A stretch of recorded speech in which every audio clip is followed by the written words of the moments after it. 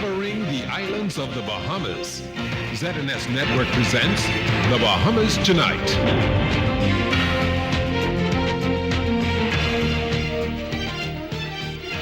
And welcome to the Bahamas Tonight Weekend Edition. I'm LeDaunne Davis. As always, it's great to have you joining us.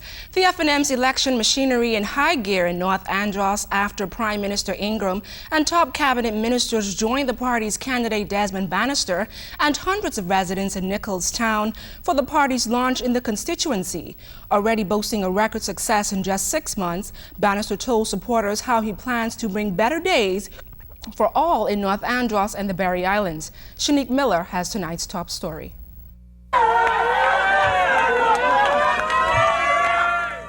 He landed in the middle of an excited crowd of supporters, those staunch FNMs and others like this little baby, too young to know what was happening. But before getting down to serious business, Prime Minister Ingraham visited a 102-year-old man and a 92-year-old woman, the party's oldest supporters. He will be elated. I thank God for allowing me this time.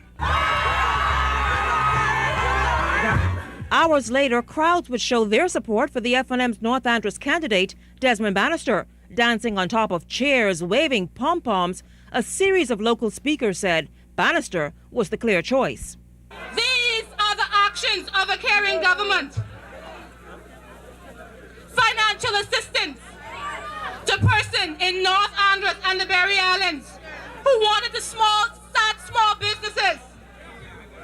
That is a caring government.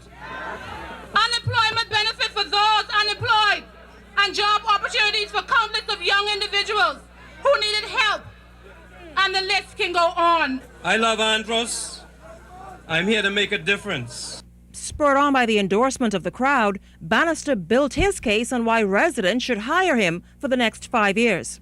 We're going to ensure that everyone who comes into Andros has proper airport facilities and that Morgan's Bluff is a real port with proper customs and storage facilities. And we're going to continue to improve our educational facilities and continue to create opportunities for Androsians. We're going to seek to have BTVI come to Andros to provide vocational training, and the College of the Bahamas. We have already initiated discussions with the College of the Bahamas so that we can have an agricultural and marine science institute in Andros. The son of the soil pledged to work even harder to bring opportunities to Andros. Hometown boys like Killarney MP Dr. Hubert Minnis and Marathon MP Earl DeVoe stomped for Bannister. Prime Minister Ingraham then told supporters a vote for the FNM would mean better for an island many feel has been neglected. I couldn't believe my eyes when I went to Staniel Creek last year at Crab Fest time to discover the roads in Staniel Creek. I couldn't believe it. You can't have jobs or roads, you know. And water and education facilities. These are things. We invest in them to make life better for you. The crowd here was so excited to hear from their candidate, Desmond Bannister, as well as Prime Minister Ingraham. He and the crowd, a number of first-time voters who say for them, Desmond Bannister and the FNM is the clear choice. I think Mr. Bannister is a man of his word. So far, he's done more in the past 6 months than our old MP has done in 10 years. The question is why not the FNM? Andros, it's time for a change, and we've seen that we need a change. Desmond Bannister has done more in 6 months than the PLP has ever done. I've seen a lot of the programs that the FNM government has implemented, such as the self-status and the jump start, and that has been a lot of encouragement for young people. Ingraham promised to visit the constituency before the general elections. Shenique Miller, ZNS News. The Big Harvest Community Outreach has reached out to the inner city communities for many years, and today that nonprofit program received a donation from 3 sons of the Grantstown soil. The trio, John Boswick Jr., Dr. Duane Sands, and Hubert Chipman, all FNM candidates, saw it fit to assist in the positive development of the nation's youth. The program caters specially to underprivileged children as well as those at risk. Retired Assistant Commissioner John Ferguson is the founder of the project. He was grateful for the donation. It is our absolute pleasure to be able to contribute to this ministry that contributes so mightily to the people and particularly the children of this neighborhood. We want you to accept this check in the sum of $5,000 on behalf of myself and my wife, Mr. Chipman and his wife, and Mr. John Boswick. Thank you very much. Thank you very much, Dr. Sands, and on behalf of Big Harvest Community Sunday School, we gratefully accept this, and I want you to know that it will be done and put to a worthy cause.